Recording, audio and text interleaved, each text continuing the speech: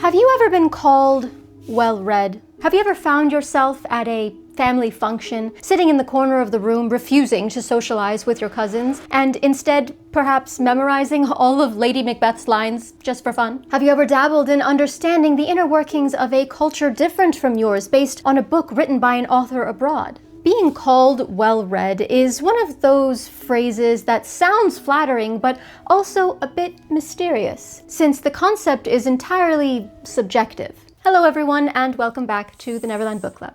Chances are, if you're a fan of this channel, you probably read. Or at the very least, you're attracted to the concept of books and a reader lifestyle. And that's what it is, really, a lifestyle. A way of walking through the world with the consideration of stories in mind. Since posting my video on anti-intellectualism last month, I've been on a mission to make more sense of my own reading habits and what my choices say about me as a reader, as a writer, as a person with an insatiable appetite for the written word. And then this little hat came in the mail, and it inspired me to write this video. It made me ask the question, what does it mean to be well-read? And do I really want to slap it on my forehead? If you're asking me, being well-read is not about the amount of books you've read in your given lifetime thus far. It's not about a never-ending TBR you're determined to one day complete. To me, it's more of the interaction one may find with a piece of literature, and a curiosity to expand your understanding across time, across cultures, and across philosophies. So today, dear viewers, we're going to dive into the conceptual pursuit of being well-read. Let's start with debunking the myth. Despite the concept being subjective, I'm sure we all have a somewhat similar idea in mind when we think of someone described as being well-read. The stereotype image comes to mind: leather armchairs and oak bookcases, round-rimmed glasses and an updo. Or perhaps an insufferable know-it-all who quotes Shakespeare in casual conversations, and has read every classic novel ever written, able to remember the characters, the plots, and purpose of each perfectly. Does a person such as this even exist? If so, even they are bound to have gaps in their reading. While researching this video, I came across an Italian author named Umberto Eco, whose personal library spanned over 30,000 books. And even he famously argued that the most important books in one's library are the ones you have yet to read. Paraphrased. I won't pretend to know too much about him, but I did align with his idea of an anti-library, or a collection of unread books. This is essentially a TBR shelf, yes, but the concept behind their proximity is not about trophies. Rather, it's about curiosity. Because to be well-read, we must always maintain that sense of hunger when we step foot in a library, be it public or private. Now, another concept I ran into while researching is the purpose of reading as a practice. Why does reading matter at all? And why do people associate reading with wisdom, empathy, or intellectual depth? Well, there are the obvious reasons, but obvious or not, researchers have been studying this same question for years. This study, published in Science in 2013 by psychologists David Kidd and Emanuele Castano, found that people who read literary fiction performed better on tests measuring theory of mind. What is theory of mind, you ask? According to them, it is the ability to understand the emotions and perspectives of others. That's it. Simple stuff to some, inconceivable to others. So, in other words, reading complex stories may strengthen our ability to step into someone else's experience. Duh, right? Another study from Emory University in 2014 discovered that reading a novel can create measurable changes in brain connectivity that could last for several days afterward, particularly in regions associated with language and sensory imagination. So the next time a friend of yours recommends you a book that changed their life, sure, they could be exaggerating, but they could also be speaking their own God's honest truth. Stories don't just pass through our minds in one ear and out the other, or in both eyes and out your...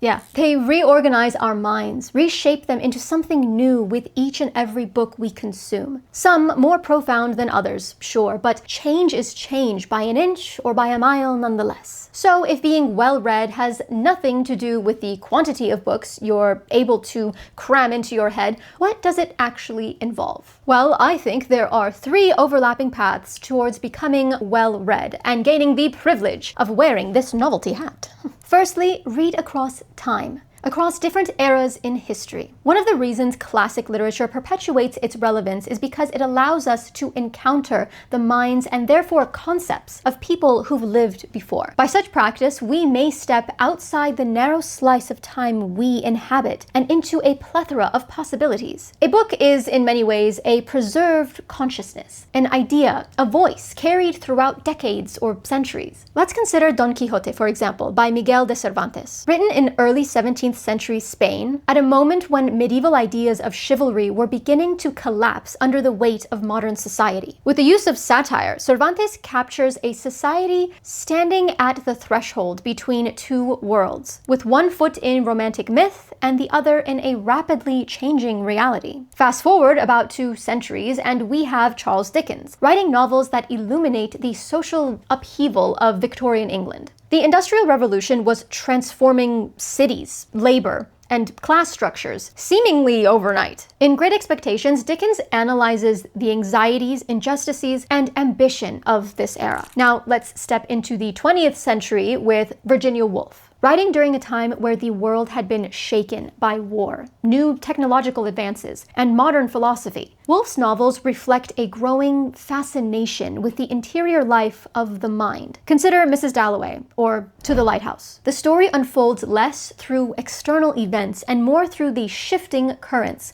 of thought and perception. What I find most compelling about reading across time is the realization that literature is a record of how human beings have understood themselves at different moments in history. When viewed from above, you can see how questions, language, and story structures have evolved. However, the underlying concerns of the human condition remain as a thread throughout. This reminds you that the thoughts you wrestle with today are part of a longer conversation, one that has been consistent for centuries, and one that you are now participating in by simply opening a book. All right, the next step to becoming well-read is to expose yourself to stories across cultures. It may be appealing to put your reading blinders on and choose titles that may seem easy for you to understand. Perhaps they align with the language you speak, or the history you were taught, or the cultural assumptions you've inherited. But through the power of literature, we have the ability to move beyond such borders. Reading Isabel Cañas opens a doorway into Latin American Gothic horror and Mexican folklore. The Hacienda, for example, blends Gothic storytelling with elements of Mexican cultural background, which I felt created an atmosphere that felt both engagingly haunting and grounded in history. Cultural fears, spiritual beliefs, social tensions, all used within the story, which might feel unfamiliar to some readers. And that's the point. That's where literature like this becomes so enriching. Then there's authors like Frederick Bachman, whose work reflects a very different cultural sensibility rooted in Scandinavian life. In novels such as A Man Called Ove, themes of community, loneliness, and resilience within the context of small-town Sweden are explored. His characters often feel deeply human in their contradictions, reserved yet emotional, pragmatic yet deeply loyal, telling us something about the cultural rhythms and social structures that may shape everyday life in that part of the world. Of course, there are countless others, which is the exciting part. Think of all the things you could learn.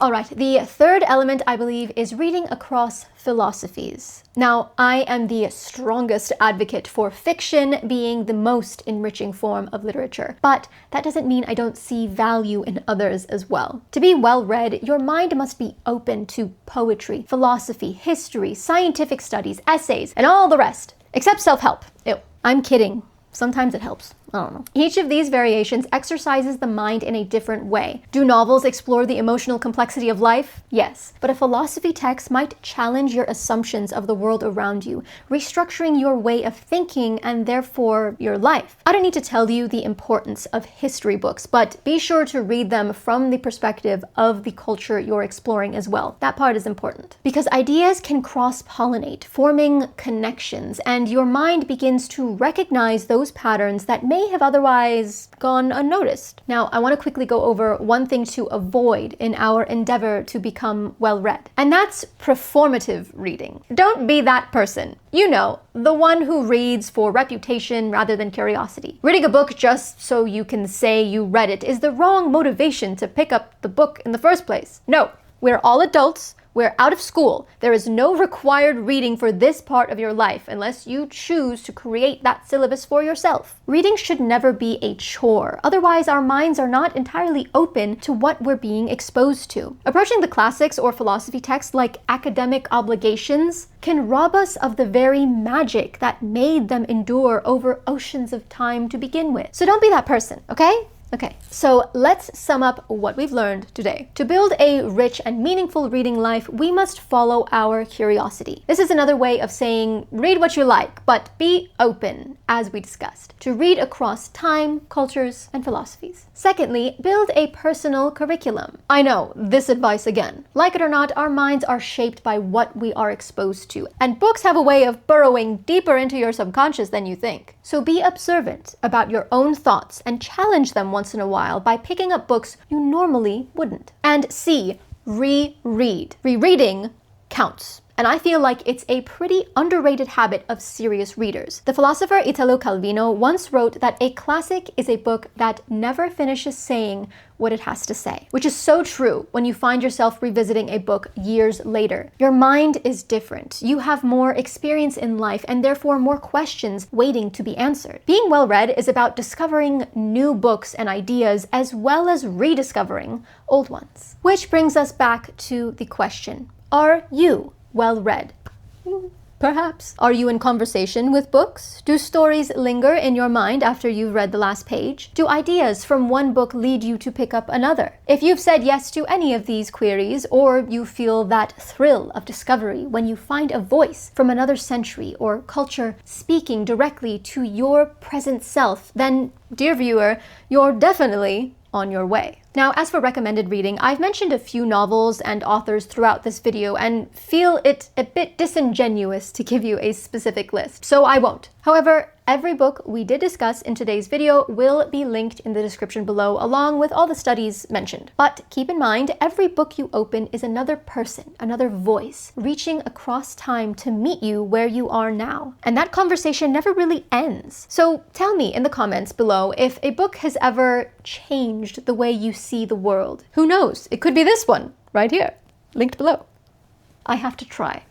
Alright, that's all I have for you today, dear viewers. Thank you so much for watching. Be sure to like this video if you liked it and subscribe if you're not. We broke 3,000 subscribers, but I think we could do better. Today's shout out goes to Viz for Elvin Shireling. Did I say that right? Thank you for your comment and your compliment. It's not all that often I stray from my black on black ensemble, but I appreciate the encouragement when I do. Alright, I'm off to go find a map of the world and mark every country I've read from. It's time to start filling in those gaps, and I suggest you do the same. Stay lost, keep reading. Goodbye!